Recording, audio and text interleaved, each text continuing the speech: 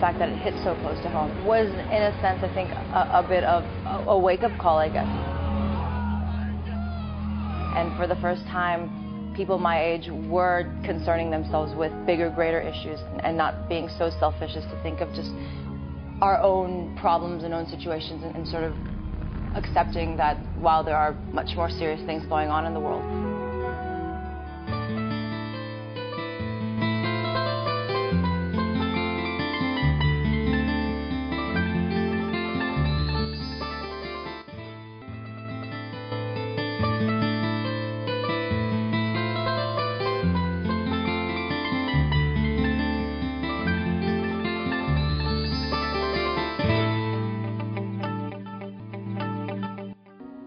The whole concept is really to place one on each continent. That is the whole idea. As of right now, as I said, I completed the first one, which is placed permanently in Singapore.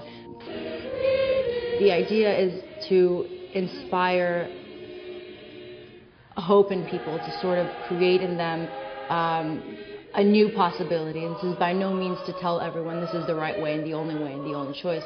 Although that is what I personally believe. This is meant to be something that sort of there as an alternative. The dove is the ultimate symbol of peace, and it's become, I think you can say a cliche, and it's become a typical symbol of peace, but I think one of the most powerful and the most universal. And when someone sees a dove, they immediately, no matter where they're from, no matter who they are, whether they admit it or not, associate it with peace. When Clinton and I went into a classroom to teach financial literacy, I presented him with this art painting from Alex, and he gets so many gifts. And he looked at it and he said, "Thank you very much, I appreciate that." And he put it to the side, and I said, "Okay, well that's the end of that."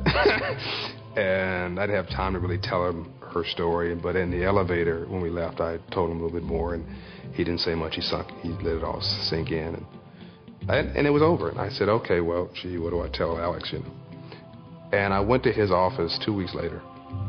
And you walk out of the elevator where all the Secret Service protection is, and there's nothing there, but there's 4 elevator banks, and then there's one wall facing the door that you go into his office where all the heads of states and CEOs come in, and there's her art by itself.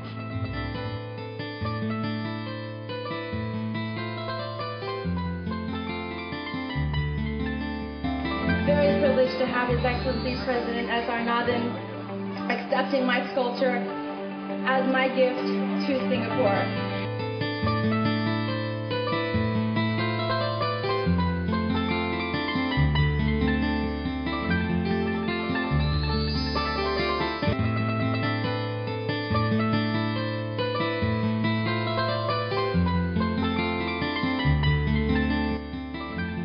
Lauren Voiers has been called a child prodigy when it comes to painting. Despite her amazing gifts, she struggles daily with bipolar disorder. And today she's coming to talk about how she's making a difference. Next guest story is both inspiring and intriguing. By the time she was 13, Lauren Voiers was considered the rarest of painting prodigies. And now, at the tender age of 18, has become an art world sensation. And she's achieved all of the success in spite of her struggle with bipolar disorder. Lauren is sharing her story and art with us this morning. Good morning, Lauren. How are you? I'm great. How are you? Very well, thank you. Well, congratulations on all of the success you've had. Your paintings are beautiful. Let's talk a little bit about them. Let's talk about this one here on the right with the blue. Tell me about what's going on in this painting.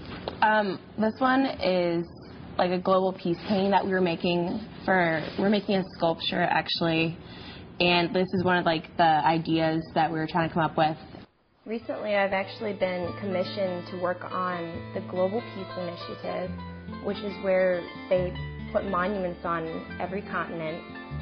And I'm really excited to make this sculpture because I haven't necessarily worked with 3D before, but I found recently I'm actually taking a high school ceramics class, and I found that I'm actually pretty good at it, and I'm just thrilled to work on this and make a difference. The concept of peace, I think, it's a very important topic, and I feel as though young people really relate to the longing for peace and just the whole movement of it. And for me, I guess with the whole bipolar and crazy life I was living, the idea of peace just seemed so inviting and just wonderful that I loved making paintings about it. And that's probably why I'm just so excited about the whole Global Peace Initiative.